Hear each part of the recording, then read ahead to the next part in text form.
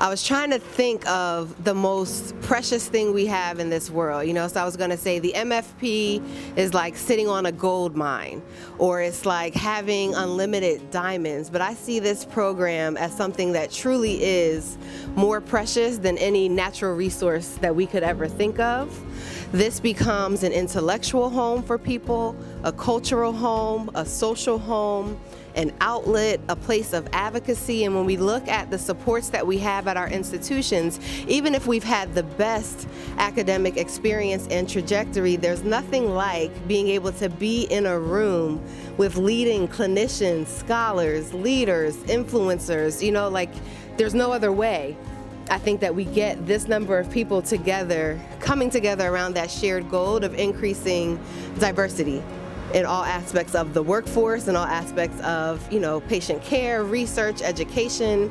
So I am so grateful and will forever be grateful to this program for setting me on the course that I'm on. I can say wholeheartedly, without a doubt, I would not be Dr. Bridgette Brawner without the MFP. They helped me get through school. Without MFP, I couldn't have done it. I was working 7 days a week for 13 years to pay my way through school, and at times even helping my family financially as a student. Since 2023, my practice has served 11,993 patients. And maybe I haven't seen all of them, of course, but because of me opening this and the wonderful providers I have, that's how many patients directly. And if you multiply that number by 3 to 4 to 5, because of the ripple effect it would have on their children or their family, that's a lot. One of the biggest eye-opening experiences for me when I was in the MFP was we were here in DC, and it was the policy intensive, and I was doing the Library of Congress tour with my roommate, who's a Black American from the Midwest. I am naive walking through the Library of Congress thinking I'm so important now. I'm here in these fancy buildings in DC. And I go up and I see a fresco on the wall. And the fresco says something like life, liberty, justice, pursuit of happiness. And I was so motivated and inspired, right? And so I share this, wow, I'm so lucky to be here. My parents came from Cuba, and now we have justice and liberty. And she looks at me like, what are you in the world? And she's like, my ancestors built this building, and we're not represented here on the walls, right? That conversation that I had changed my worldview and gave me new lenses that I interact the world with. Right now, with the mental health crisis, we're really treating the symptoms of an unjust society. And we need to know how to change unjust society by understanding history and historical inertia, which is really hard. It's really hard to change. I've had patients refuse treatment until they saw my face. Refuse treatment that could potentially be life-saving because of the mistrust that's been instilled and ingrained in us because of the mistreatment that we've, received over the years. But literally refused life-saving treatment until they saw a face that looked like theirs. I'm one of the only ones. Usually the Hispanic psychiatric nurse practitioners that people travel to because they don't have anybody that they can communicate with. And I know that even though I'm one person, I think I have the power to influence children and people that look like me, and I'm getting emotional, to let them know that they can do it just like I did. And that's one thing that I've felt this whole time I'm here. I'm looking around the room and I see people just like me. So very proud to be here, and I'm thankful.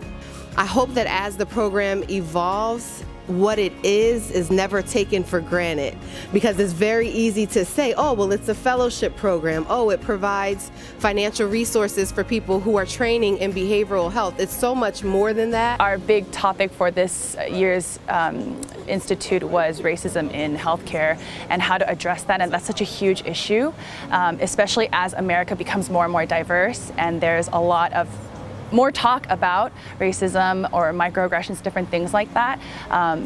I myself, as a health professional and as a student, sometimes don't know how to go about talking about it, even though I have training and more, I guess, cultural competence. It's not something that's going to be fixed quickly, but knowing how to talk about it and what steps we can take to address it and how I can incorporate that into my patient education in the future as well, that has been helpful for me because I didn't receive that in my education. Who's going to be the first mental health nurse in outer space? I want to see nurses in NASA. And so I'm looking to see who among this group is going to be. When somebody says you shouldn't do something, your little antenna should go up and think, why? Why did they say that? Do some investigation. Now you can use all technology for evil purposes. Yes. But my thing is, you got to get in there, and we have to get in there and program the voice of nursing. You know, it's like a chat. You know, you do this, you do that, you do this, you do that. And so it's high level though, okay? Because it's basically the biggest experiment in the world where the machines now are reading everything on the internet, everything's been written, everything's like, you know, and then they're putting it all in and then they're spitting it all out. Does that make sense? Mm-hmm. So, but don't be scared of it, you know, because remember, even when email came out, what did people say? End of the world. No, I'm big time in AI. I'm on some of the research panels and everything. Trying to make sure we have to be at the table. Here's the thing, there's not a lot of black and brown people in that space. Exactly, yeah. You know, and so we need more technology-driven, digitally driven scientists. Because that's where the world is going. Remember, by 2050, we are going to be in a severe situation in our country and the world when it comes to the future of education. We're going to have a whole lot of different things happening because we won't have enough population. I'm just going to use, for example, in the United States of America to even do the work. So they're going to create the machines and everything, just like some of these crazy movies you see. This stuff is going to be real. You'll wake up one day and you'll have a little person that comes to you that's not real and say, it's time now. Stephanie. You know, so I'm embracing it. I want the robot dog. I want everything. You know?